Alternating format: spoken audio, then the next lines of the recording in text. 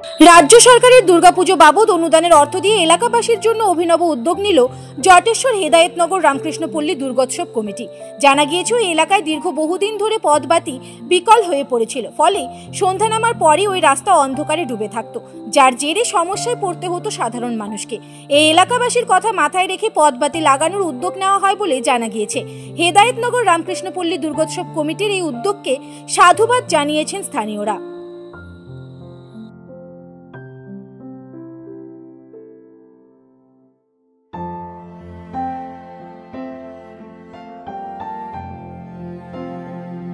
এই বছর আমরা হেদায়েতনগর রামকৃষ্ণপল্লী দুর্গোৎসব কমিটির পক্ষ থেকে আমাদের এরিয়াতে যতগুলি ইলেকট্রিক খুঁটি আছে প্রত্যেকটি খুঁটির মধ্যে ইলেকট্রিক লাইটের ব্যবস্থা করছি পথচলতি মানুষের সুবিধার্থে এবং আমাদের এরিয়ার বিভিন্ন মানুষের সুবিধার্থে।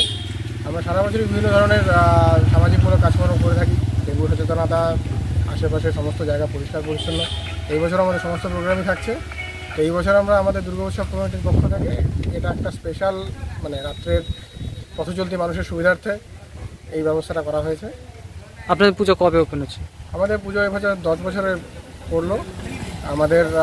আমরা মাননীয় মুখ্যমন্ত্রীকে ধন্যবাদ জানাবো। আমরা মাননীয় মুখ্যমন্ত্রীর অনুদান আমরা পেয়ে থাকি এবং সেই অনুদানে যেহেতু একটা সামাজিক পরিকল্পনা, সামাজিক মাধ্যমকে সুবিধা দেওয়ার একটা পরিকল্পনা থাকে, সেই কথা মাথায় রেখেই আমরা এবছর এই পথবাতির চিন্তাভাবনা করা হয়েছে। তাও আনুমানিক কতগুলো পথবাতি আপনারা লাগিয়েছেন? আমরা মোটামুটি আমাদের এরিয়াতে আপাতত 10টি পথবাতি দিয়ে আপাতত আমাদের এই প্রোগ্রামে শুরু করছি। ভবিষ্যতে চেষ্টা থাকবে আমাদের এরিয়াতে যতগুলো পথবাতি থাকছে সেগুলোকে মেনটেনেন্স এবং সারা বছর যাতে রাস্তায় লাইট পর্যাপ্ত পরিমাণে লাইট থাকে সেই ব্যবস্থা করার। আপনার নাম পরিচয়? কল্পতরু কণ্ঠ, হেদায়েতনগর রামকৃষ্ণপল্লী কমিটির একজন সদস্য।